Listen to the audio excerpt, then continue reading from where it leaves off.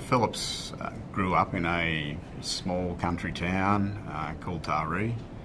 It was a nice place, mid-north coast of New South Wales, on a big river, very close to the coast. It felt a lot smaller than it probably was. To me, anyway, it did. It was a very innocent place to grow up into.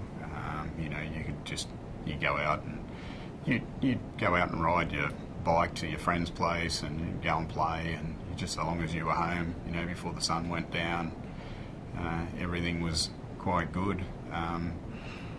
You're also very insulated in a lot of respects from the rest of the world and what was happening. You didn't know much about it. There were these great open, pastures and woodlands and things that you could go and enjoy and do. So it was pretty much an outdoor lifestyle in that respect. But I knew something there too. I knew there was more to life than this, and I always had this feeling, this yearning of wanting to get out and explore the rest of the world and see what it was like, and not believing that it just could be this. So I went through, a small country town schools. My classes were small. There wasn't too many people in them, relative to, other places and what's around today. It was interesting. I know right towards the very end they introduced this concept of a careers advisor, and he didn't really know too much at all. So my dad was very hands-on. He was a tradesman, and he worked as an electrician, so he was very hands-on guy too. He was always working down in his shed, building something, fixing something. So, as a young boy, I would be down there, getting exposure to that. At school, I found out, I was very strong in the maths and science, so I enjoyed that. I enjoyed learning that sort of things about the world around you and what drove it physically. And I guess then it was a combination, I suppose. When the big question comes, what are you going to do?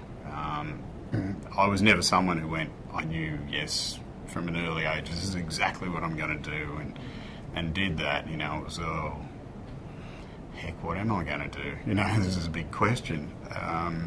But I guess I just fell into engineering from, my background and where my academic strengths were.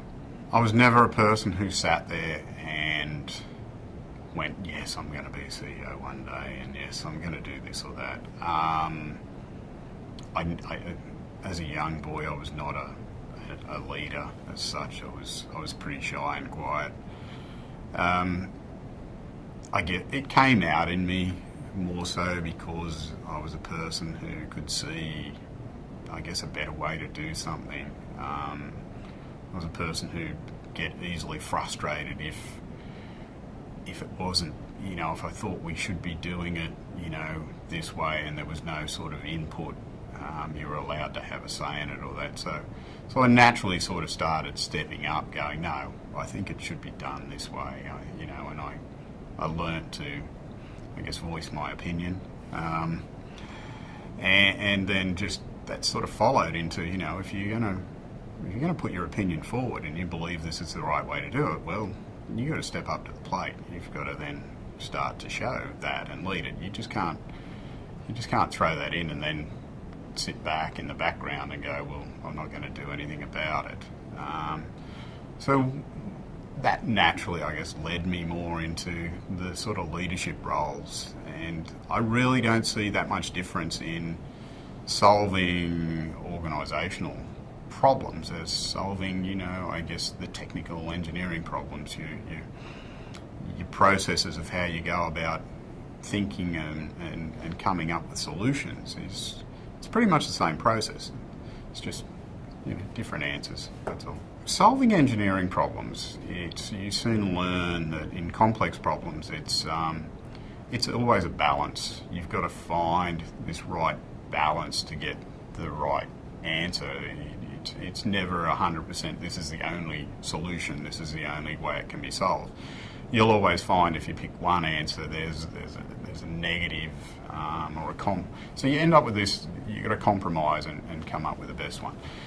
Dealing with people is very much the same in that respect. You've got to find the right way forward with them. You have to learn when to listen to people, and you've got to learn when, I guess, you got to tell people this is how we're going to do it. So I guess I do come as a pretty good listener.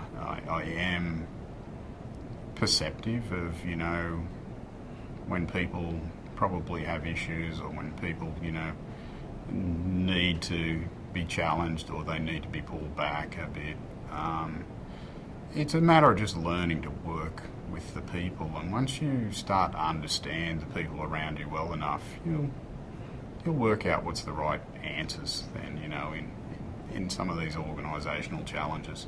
One of the things that, if I'm going to give advice, it's not to focus on the end game as such, but it's really to focus on what you want to do, and let's focus on what you want to do, and then do it well, do it to your best of your ability,